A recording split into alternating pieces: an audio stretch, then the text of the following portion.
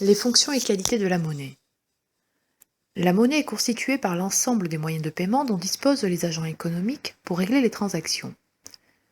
Les trois fonctions de la monnaie sont un instrument d'échange qui permet le paiement des biens, un instrument de mesure de la valeur qui permet de comparer la valeur des biens entre eux, et un instrument de réserve de valeur qui permet de conserver son argent pour plus tard. On attend d'une monnaie qu'elle soit crédible, elle doit inspirer confiance à ceux qui la détiennent. Stable, elle doit procurer un cadre favorable et sûr à l'économie. Cela passe par la stabilité interne, synonyme de stabilité des prix, source de confiance, et la stabilité externe, synonyme de stabilité du change en monnaie étrangère. Les formes de monnaie ont évolué avec le temps. Nous sommes passés de la monnaie marchandise, bétail et coquillage, à la monnaie métallique, or-argent, et aujourd'hui à une monnaie de plus en plus dématérialisée. La masse monétaire et sa mesure. La masse monétaire représente la quantité de monnaie en circulation dans une zone ou un pays donné. On la mesure par l'agrégation, l'addition de plusieurs éléments représentant les actifs possédés par les agents non financiers pour régler leurs dépenses est nommée agrégat, M1, M2 et M3, qui sont classés du plus liquide, M1, au moins liquide, M3. La masse monétaire est une mesure de la quantité de monnaie dans un pays ou une zone économique et sa composition est l'ensemble des valeurs susceptibles d'être converties en liquidité. C'est l'agrégat de la monnaie fiduciaire, des dépôts bancaires et des titres de créance négociables, tous susceptibles d'être immédiatement utilisables comme moyen de paiement. La variation de la masse monétaire et ses effets. Différents facteurs peuvent influencer le volume de la masse monétaire.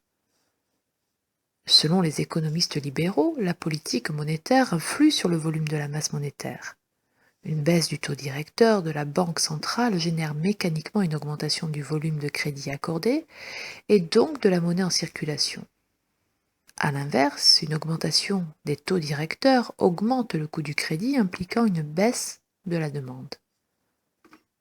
Le deuxième facteur qui peut agir sur le volume de la monnaie en circulation est la mise en œuvre par le gouvernement d'une politique conjoncturelle de relance. Elle se traduit par une augmentation des dépenses publiques liées à l'intervention de l'État. L'État opte en effet pour un déficit budgétaire, c'est-à-dire que le budget de l'État comporte plus de dépenses que de recettes, ce qui se traduit par un endettement de l'État. Le crédit est créateur de monnaie. La politique commerciale a une influence sur le volume de la monnaie en circulation.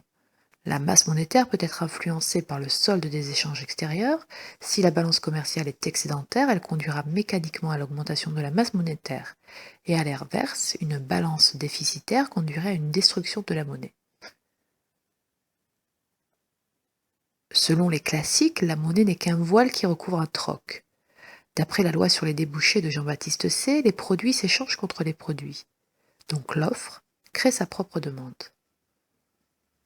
En effet, la fabrication de nouveaux produits suppose des revenus supplémentaires pour ceux qui les fabriquent et ainsi la possibilité pour ces nouveaux produits d'être demandés. Donc toute inadéquation entre l'offre et la demande d'un produit ne peut être que provisoire.